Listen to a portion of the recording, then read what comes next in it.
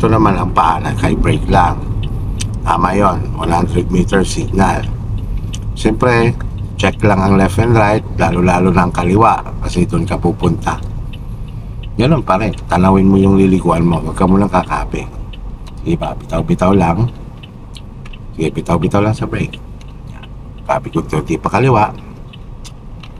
Konti lang muna, huwag laki yan, huwag kasi ikaw ng konti. Bawi na, diretso na manubela, diretso na. Yan. Para hindi ka nag-overshoot. Focus lang sa unahan.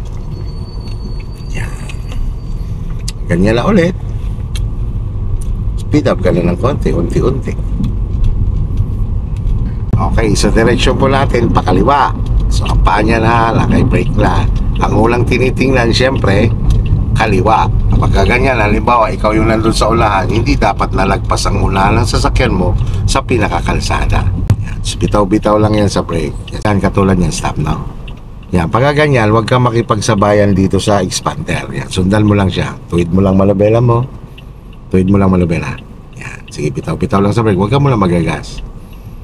Yan, pakiramdaman mo yung parating. Okay? Clear na dyan. Tingin naman sa kanan. Wala. Focus sa unahan. Kaliwa. Okay, kaliwa pa. Okay, signal ikaw sa kaliwa. Kasi liliko tayo. Slow down lang ikaw. Yan, unti mo kayo. Unti-unti mong pasukin yung kaliwa ha. Dito ba? Oo, yan. Sige, pasok ikaw. Sige, pasok.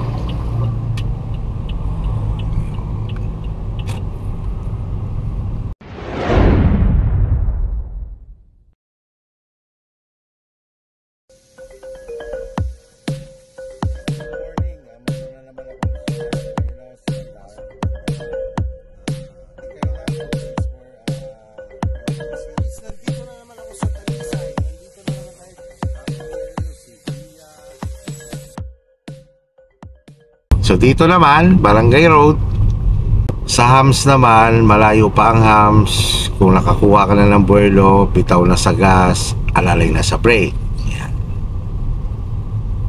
Sa alalay lang sa brake hanggang makaliban yung dalawang gulong. Pag nakaliban dalawang gulong, balik ka sa gas. Tapos yan ganyan, titingnan mo lang yung gilid. Ang turo ko sa'yo kanina, basta't pag may nakaharang dyan sa lane natin, pag iiwas ka, tingin mo na sa kaliwa, no? Alalay ulit. Pagka mag-focus mo na sa gas, ang paa mo naka-brake lang. Yan, pagka ganyan, iwas ng konti, bawi, pag clear na, saka ka nagagas at napoposisyon mo na yung manabela mo sa diretso, gas na ikaw. Naligas ang kamay mo doon kanina, no? Ano naman yan, tingin lang sa bawat gilid. Malayo din ang tingin. Dito, masikip naman to. Yung speed natin, hindi tayo pwede mag-80 dito, ha?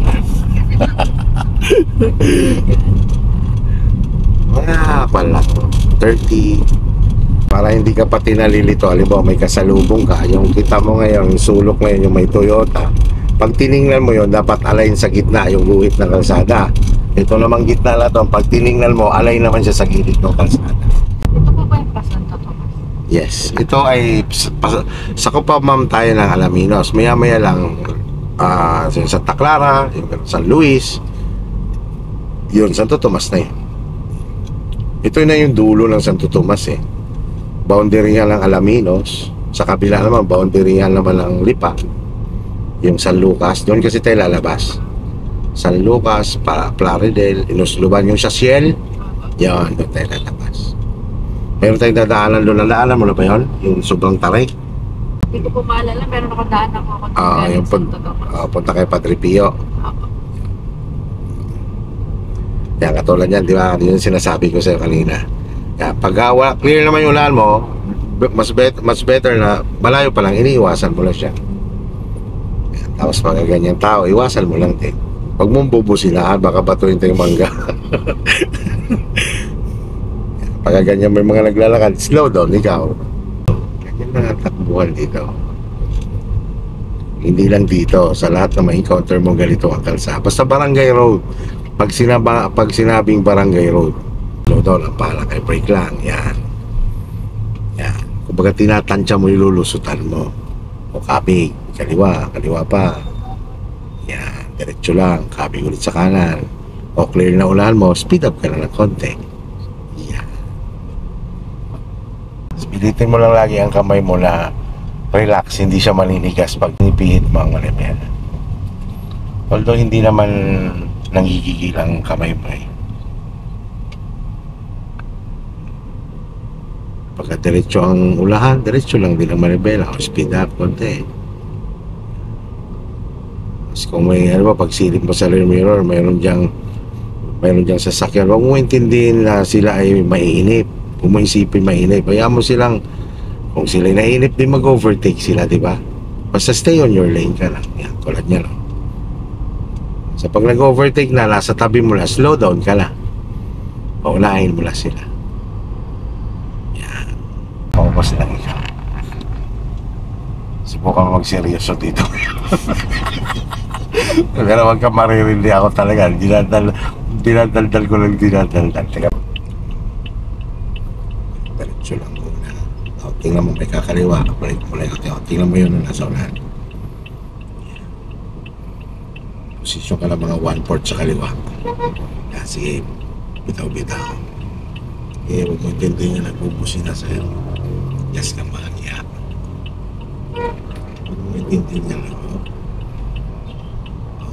yes ng konti. Yan. Tingin sa kanan, kabig sa malabela. Kabig. Yan. Focus sa unahan. Bawi. Yes up. Dito naman, syempre, stay on your lane ka lang. Tapos, distansya pa rin. Slow down ka, baka kasi mahagip ka ng bus. Yan. Okay, go lang. Straight lang, gas ulit. Yan. Dito, may mga sitwasyon na ma-encounter mo naman dito. Alam mo, malayo pa lang, natatanaw mo, may sumisignal pa kaliwa. Pagka ganyan lang, una mong gagawin, titingnan mo kanan mo. Kung kaya mo siyang iwasan o wala clear ang kanan mo, pwede. Pero pag hindi, antayin mo na lang siya makakaliwa, no? Maximum dito 60 muna.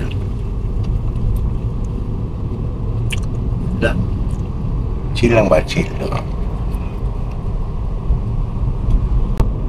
City driving kami, no?